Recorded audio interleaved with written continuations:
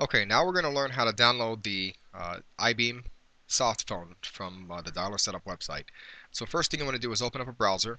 Go to dialersetup.com. Doesn't matter if you're in Firefox or Internet Explorer for this, it's okay. So after you've downloaded the Softphone, it's preferable that you save it to your computer.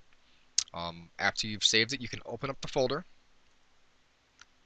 and you'll see two items here. One of them is the actual license key, and the other one is the iBeam application that we're going to install on the computer. So the first thing we do is we click on the license key. You'll see a long number here. You want to copy that number. You can exit out of this now that we've copied it. And the next thing we're going to do is we're going to actually open up the iBeam. We're going to allow it. And we're going to install it here. Because it's already running on my computer, obviously it's not going to reinstall itself.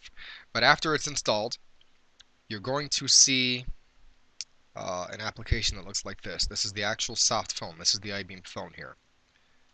So it'll take you to the license key that you'll paste. Do apologize. Let's see. Here we are. So we've got the license key here. You just want to right click and paste the license key, hit apply, and then hit OK.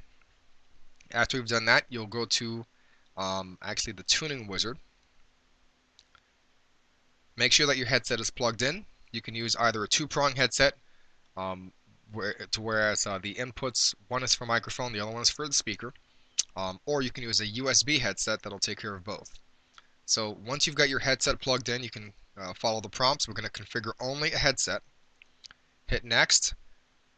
We're going to set the speaker and microphone to default.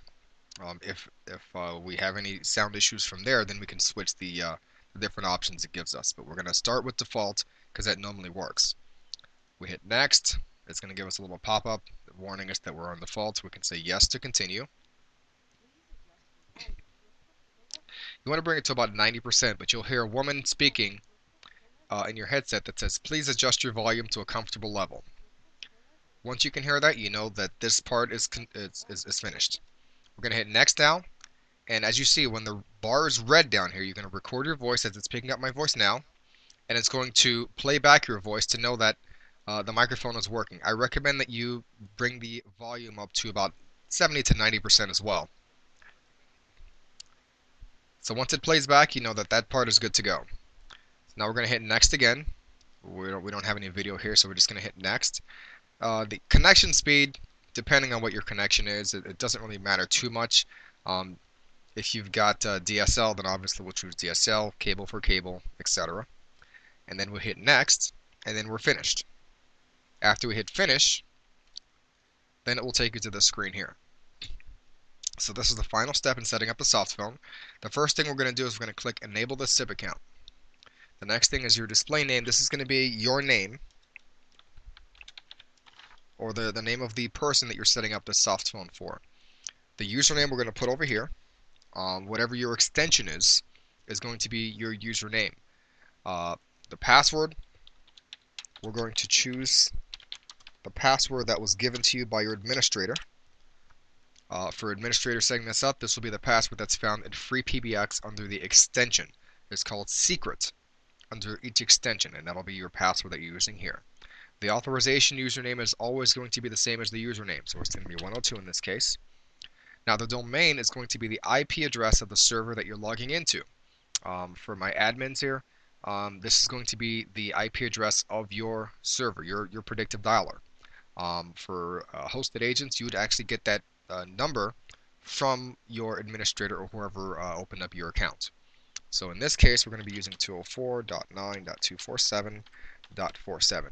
Again, it's not going to be the same for everybody. It will vary. So just make sure you have the domain before you continue with the step.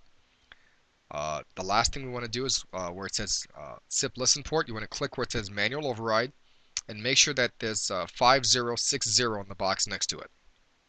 So double check all of your settings, enable the SIP account is set, display name is going to be the agent's name, username and authorization username are the same, the password should be given to you. Now this password is not going to be the same password as you're using to log in to your system. It's going to be the password that's set by your administrator specifically for the iBeam Softphone. You've got your domain. You click manual override 5060. After we're done here, we simply hit apply and OK. So when you see logged in, enter your phone number.